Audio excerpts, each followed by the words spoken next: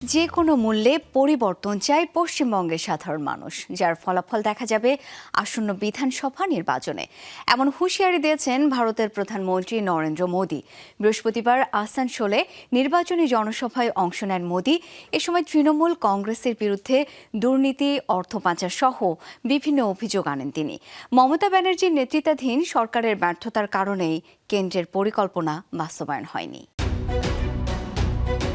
দেড় যুগ ধরে ভালোবাসার নিড়ে এসিআই পিওর সল্ট। নির্বাচন সামনে রেখে জমে উঠেছে পশ্চিমবঙ্গের রাজনীতি। এ পরিস্থিতিতে রাজ্যটিতে সফরে যান প্রধানমন্ত্রী নরেন্দ্র মোদী। এ সময় নির্বাচনী সমাবেশে অংশ নেন তিনি। পাল্টানো দরকার, পাল্টানো দরকার, পাল্টানো দরকার, পাল্টানো দরকার। সমাবেশে মোদী অভিযোগ করেন টিএমসির নেতৃত্বে রাজ্যের দুর্নীতি, আইন শৃঙ্খলার অবনতি এবং রাজনৈতিক সহিংসতা বেড়েছে।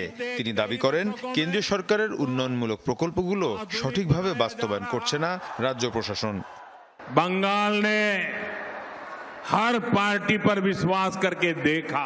গত কয়েক দশকে বাংলা প্রতিটি রাজনৈতিক দলকেই বিশ্বাস করেছে। প্রথমে কংগ্রেস, তারপর বামফ্রন্ট এবং পরে তৃণমূল কংগ্রেস।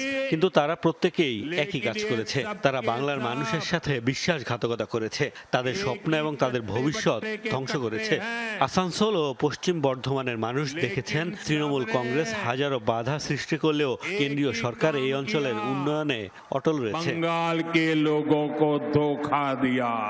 এ সময় মোদী অভিযোগ করেন গরিব মানুষের অধিকার থেকে তাদের বঞ্চিত করা হচ্ছে। তার ভাষণে উঠে আসে আরজিকর প্রসঙ্গ। आरजी कार जैसी विभत्स घटनाएं আজিকর মেডিকেল কলেজের মর্মান্তিক ঘটনাগুলো থেকে শুরু করে সন্দেশখালীর পরিস্থিতি দেখুন। তৃণমূল কংগ্রেস বারবার এবং প্রকাশ্যেই ধর্ষকদের পক্ষে দাঁড়িয়েছে। আজ বাংলার নারীরা নিজেদের নিরাপদ বা সুরক্ষিত মনে করতে পারছে না। অ্যাসিড হামলার ঘটনার সংখ্যায়ও বাংলাদেশের অন্যান্য সব অঞ্চলের চেয়ে এগিয়ে গেছে। বিজেপি একমাত্র দল যারা নারীদের অধিকার নিশ্চিত করতে প্রতিশ্রুতিবদ্ধ। এদিকে মোদীর সফরকে ঘিরে রাজনৈতিক উত্তাপ আরও বেড়েছে পশ্চিমবঙ্গে। বিশ্লেষকদের মত, নির্বাচনের আগে মোদীর এই সফর বিজেপির প্রচারণায় নতুন গতি আনবে। মীর মুশফিকা হাসান, যমুনা নিউজ।